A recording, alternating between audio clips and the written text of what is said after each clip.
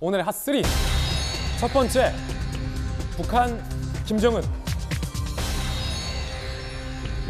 제가 좋아하는 헐리우드 영화 중에 톰 크루즈가 정말로 젊었을 때 주연을 맡았던 탑건이라는 영화가 있습니다. 톰 크루즈가 미 해군의 전투기 조종사로 열연을 했던 영화입니다. 거기서 멋있게 젊은 톰 크루즈가 선글라스를 쓰고 걸어 나오는 장면을 슬로우 처리하면서 정말로 멋있었던 장면이 기억나는데, 북한의 김정은이 마치 그와 같은 장면을 연출했다라는 분석이 많습니다. 거두절미 함께 보시죠.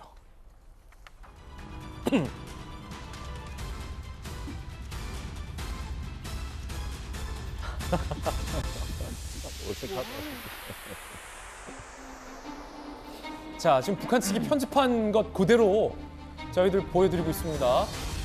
굉장히 스피디한 편집, 임팩트 있는 어떤 화면. 김정은 위원장이 선글라스를 벗어드는 장면에서 굉장히 강조를 했던 모습.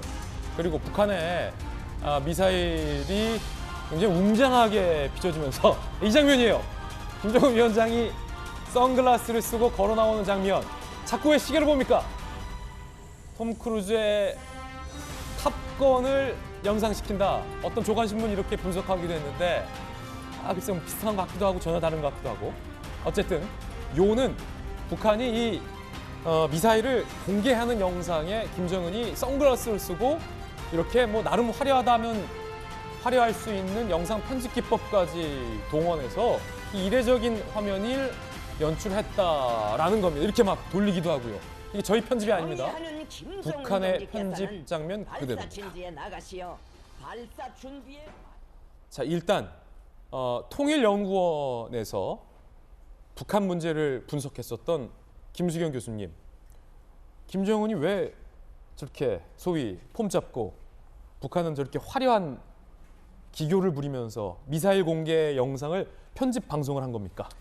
굉장히 보기에 어색하고 정말 처음 있는 일인 것 같아요. 사실 ICBM이라는 게 어쨌든 대륙간 탄도미사일로 굉장히 국제사회에 위협이 되고, 사실 뭐 우리뿐만 아니라 미국까지도 사정거리 안에 들어올 만큼 아주 위협적인 사건인데, 저걸 마치 영화처럼 그 말씀하신 것처럼 탐 크루즈 주연의 탑건이 연상된다라고 영국 가디언지가 이제 소개를 했거든요. 저 영상을 보면서 굉장히 기이한 일이라는 분석까지 내놨습니다. 왜냐하면 기이해요. 굉장히 기이하죠. 약간 어떻게 보면 코믹한 부분도 좀 있잖아요. 패러디 같기도 하고. 저 심각한 얘기를 저렇게 지금 할 일인가 싶은 생각이 드는데, 어쨌든 지금 북한이 도발을 뭐 올해 들어서 계속 하고 있고, 특히나 이제 윤석열 당선인이 당선된 이후에도 뭐 끊임없이 도발을 계속 하고 있죠. 정권 2학기에는 지금 도발이 훨씬 더 예전보다 강도 높게 이제 올라가는 추세인데, 아마도 이제 늘 패턴은 똑같습니다. 진보 정부가 들어서나 보수 정부가 들어서나 그 진영에 상관없이 북한은 항상 저런 식으로 강하게 압박한 다음에 자신들이 원하는 바를 얻어내려고 하거든요. 지금 북한에 대해서 사실은 제가 한 가지 말씀드리고 싶은 것은, 그 북한은 사실 보수나 진보를 가리지 않아요. 하지만 우리나라에서는 이게 보수 때문이다, 진보 때문이다, 평화가 더 중요하다, 아니다, 압박하는 것이 더 중요하다 항상 싸우거든요. 네 탓이다, 내 탓이다. 그럴 게 아니라 이제는 좀 북한 문제에 대해서만큼은 초당적으로 협력해야 될 필요가 있지 않을까. 중요한 말씀이에요. 왜냐하면 지금 이것뿐만이 아니라 지금 북한 언론에서 윤석열 당선인에게 막 모욕적인 욕설 같은 것들을 논평으로 냈거든요. 사실 뭐 윤석열 당선인을 지지하지 않는 사람이라 할지라도 어쨌든 한국의 대통령으로 당선된 사람에게 그런 식의 모욕을 한다는 것이 국민으로서는 즐거운 일이 아니고, 마찬가지로 문재인 대통령도 얼마나 모욕을 당했습니까? 문재인 대통령은 북한이 삶은 소대가리라고 했잖아요. 그런 말까지 했잖아요. 뭐 문재인 대통령을 지지하지 않는 사람이라 할지라도 일국의 대통령에게 그런 말을 할 것인가라는 거에서 당연히 분노하는 거잖아요. 분노하죠.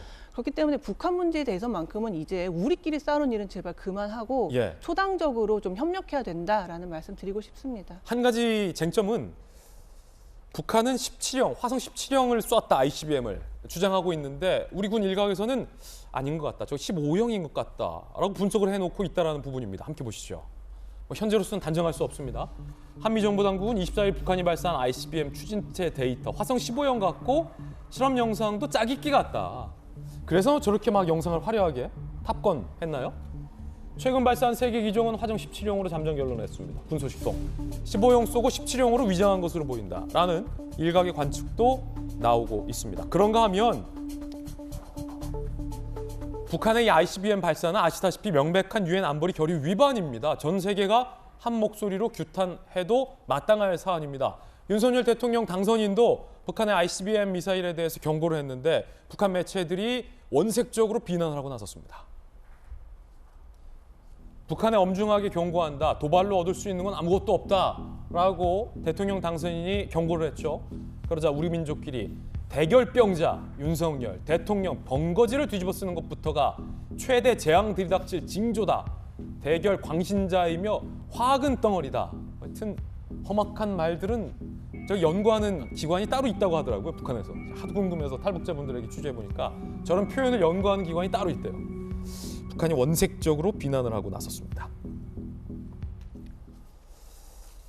자, 그런가 하면 북한이 뭐 원색적으로 비난하는 거 하루 이틀 문제는 아니니까 안보 위기에 대해서 윤석열 정부와 인수위 측은 어떻게 대응할 거냐라는 것도 관심사로 떠올랐습니다. 이 부분인데 청와대 벙커 대신 지휘 차량, 윤석열 당선인 집무실 용산 이전 전까지 국가지도 통신 차량을 사용할 계획이다. 국가지도 통신 차량이 뭐냐면 이 재난안전통신망을 갖춘 미니버스 크기의 차량입니다. 지휘 차량인데 16명이 탑승 가능하고 비상시 화상으로 NSC 주재도 가능하다. 자, 김용현 청와대 이전 팀장 위성으로 작동한다. 지휘 공백이 생기지 않는다라고 얘기하고 있는 그런 상황입니다. 김병민 대변인님. 예. 통상적인 것은 뭐 북한의 안보 위기 때는 청와대 지하나 국방부나 합참 지하에 있는 지하 벙커에서 NSC를 대통령이 직접 주재하고 대통령이 그 NSC에 참석했느냐 안 했느냐가 일종의 북한에게 보내는 어떤 우리 측의 메시지의 수위이처럼 분석돼 오기도 했었어요. 문재인 정부에서. 네. 그런데 청와대에 들어가지 않겠다고 했으니까 이제 지휘버스를 타냐 안 타냐 대통령이 당선인이 이렇게 좀 볼 수 있겠습니까? 그러면? 용산으로 이전하게 되면 국방부 내에 있는 지하 벙커를 활용해서 관련된 내용들을 기민하게 대응할 수 있을 텐데 만약 이제 5월 10일에 이전이 완료되지 않게 될 경우는 어떻게 할 것이냐. 청와대에 있는 벙커를 이용하냐 아니면 국방부로 가기까지도 일부 시간이 걸리기 때문에 그 기민한 골든타임에 대한 문제를 제기하는 분들이 있습니다. 이걸 이제 임시 지휘 차량을 이용해서 이러한 문제를 극복할 수 있다 이렇게 얘기를 하고 있는 건데요. 대통령이 항시 청와대에만 모든 그 직무를 수행하고 있는 것이 아니라 다른 곳에서 업무를 지휘하고 있는 경우에 북한이 도발할 수 있는 가능성도 배제할 수 없는 것 아닙니까? 그런 응급한 상황 속에 활용할 수 있도록 이러한 지휘 차량들이 있기 때문에 이런 문제를 통해서 안보 공백을 최소화시키기 위한 노력들에 대한 언급들을 하고 있는 것이고요. 제일 좋은 거는 한시라도 빨리 용산 집무실로 모든 체제를 다 갖춰서 이동을 하게 되면 이러한 공백 자체를 최소화시킬 수 있기 때문에 아마 오늘 저녁에 그런 일들도 논의가 되지 않을까 싶고 북한의 ICBM 도발 등 과거의 정부에서도 마찬가지로 정권 교체기에 늘 나왔던 북한의 도발들이 계속되고 있는 터라 이런 일들에 대해서 현재 문재인 대통령과 또 윤석열 당선인 측 간에 적어도 안보 문제에 있어서만큼은 긴밀하게 협조해서 문제가 생기지 않도록 노력하는 모습을 또 차지해 보여줄 거라고 생각합니다.